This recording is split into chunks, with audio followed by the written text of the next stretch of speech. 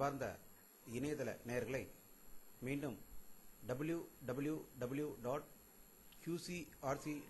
என்ற இணையதளத்திற்காக நியூஸ் தமிழ் செய்தி அறிக்கையில் உங்களை சந்திப்பதில் பெருமகிழ்ச்சி அடைகிறோம். இன்று 2 மார்ச் 2009க்கான முக்கிய செய்திகளை தற்போது பார்க்கலாம். இந்தியாவே பரபரப்பாக எதிர்பார்த்துக் கொண்டிருந்த மக்களவை தேர்தல் ஏப்ரல் 16 முதல் மே 13 வரை 5 கட்டங்களாக நடைபெறும் என்று தேர்தல் ஆணையம் அறிவித்துள்ளது. வாக்கு எண்ணும் பணி மே 16ஆம் தேதி நடைபெறும் என்று டெல்லியில் இருந்து செய்திகள் வந்து கொண்டிருக்கின்றன.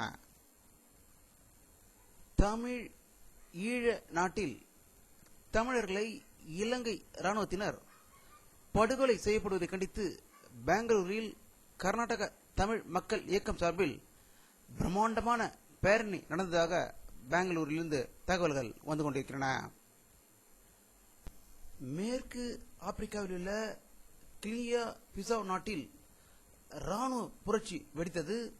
அங்கு ஜனாதிபதியாக இருந்த ஜேவோ பெர்னாண்டோ நீனோ வியோரோவை கிளர்ச்சிக்காரர்கள் சுட்டு கொன்றுவிட்டதாக தகவல்கள் வந்து கொண்டிருக்கின்றன. பாரதிய ஜனதா கட்சியுடன் ராஷ்டிரிய லோக்தள கட்சி அஜித் சிங் கட்சியுடன் கூட்டணி உடன்படிக்கை ஏற்பட்டுள்ளதாக டெல்லியிலிருந்து தகவல்கள் வந்து கொண்டிருக்கின்றன. தமிழக முதல்வர் திரு கருணாநிதி அவர்களை காங்கிரஸ் கட்சி மேலிட பொறுப்பாளர் திரு குலாம் நபி ஆசாத் அவருடைய இல்லத்தில் சந்தித்து உடல் நலம் விசாரித்ததாகவும் அதன் பிறகு வெளியில் வந்து செய்தியாளர்களிடம் பேசுகையில் காங்கிரஸ் கட்சியில் விஜயகாந்த் சேருவாரா என்று கேட்டதற்கு அவர் எங்களுடைய கூட்டணியில் சேர விருப்பமுள்ள கட்சிகளை வரவேற்கிறோம் என்று கூறியதாக தகவல்கள் வந்து கொண்டிருக்கின்றன. பாளையங்கோட்டை சிறையில் அடைக்கப்பட்டிருந்த மதிமுக பொதுச் செயலாளர் திரு வைகோ அவர்கள் இன்று ஜாமீனில் விடுதலையாகியிருக்கிறார்.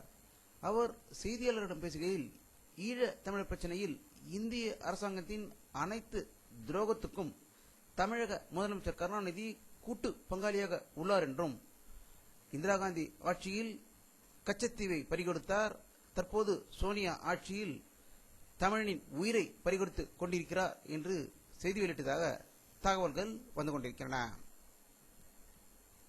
சென்னை உயர்நீதிமன்றத்தில் வக்கீல்கள் செய்த ரகளையை கண்டித்து காவல்துறை சங்கம் சார்பாக இன்று சேப்பாக்கம் அரசியல் மாளிகை முன்பு உண்ணாவிரதம் இருந்தார்கள். இதில் காவலர் குடும்பத்தினர் திரளாக கலந்து கொண்டு உண்ணாவிரதத்தை மேற்கொண்டதாக சேப்பாக்கத்திலிருந்து தகவல்கள் வந்து கொண்டிருக்கின்றன. இதை பற்றி நம்முடைய அரசியல் கருத்து கேட்டபோது இது ஒரு ஆரம்ப கட்டமாகவே இந்த அரசு ஊக்குவித்திருக்கிறது. இனி வருங்காலங்களில் பாண்டிச்சேரி போலீசார் எப்படி ஸ்ட்ரைக் எல்லாம் செய்து கலடா செய்தார்களோ அதே போல ஒரு நிலை தமிழகத்தில் ஏற்பட அதிக வாய்ப்பு இருப்பதாக தெரிவித்திருக்கிறார்கள்.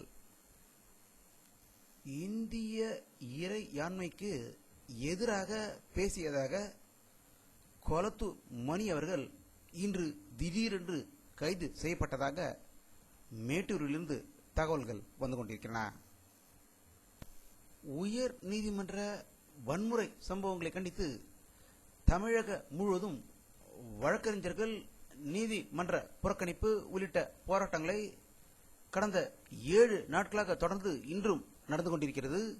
இதற்கிடையில் விழுப்புரம் நீதிமன்ற வளாகத்தில் திமுக வக்கீல்கள் சிலர் ரவுடிகளுடன் உள்ளே புகுந்து அங்கு போராட்டத்தில் ஈடுபட்ட மற்ற வக்கீல்களை தாக்கியதால் பெரும் பரபரப்பு நிலவியதாக விழுப்புரத்திலிருந்து தகவல்கள் வந்து கொண்டிருக்கின்றன.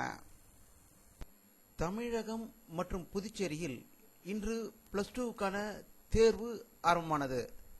தமிழகம் மற்றும் புதுச்சேரியில் 3000க்கும் அதிகமான பறக்கும் படையினர் பள்ளிகளில் அதிரடி சோதனை நடத்தியதாகவும் செய்திகள் வந்து கொண்டிருக்கின்றன. வானிலை அறிக்கை 2 மார்ச் 2009 பிற்பகல் 3 மணி எடுக்கப்பட்ட சேட்டலைட் புகைப்படத்தை தற்போது பார்த்துக் கொண்டிருக்கிறீர்கள். தமிழகத்தில் மேகமூட்டம் எதுவும் தெரியவில்லை. ஆனால் இன்றும் தமிழகத்தில் வெப்பநிலை 35 டிகிரி செல்சியஸ் வெப்பம் இருந்ததாக வானிலை அறிக்கை செய்திகள் வெளியிட்டுக் கொண்டிருக்கின்றன.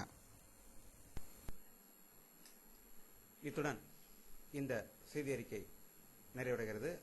மீண்டும் நியூஸ் தமிழ் செய்தி அறிக்கையில் உங்களை சந்திக்கும் வரை உங்களிடமிருந்து விடைபெறுவது உங்கள் கே பாலாஜி. நன்றி.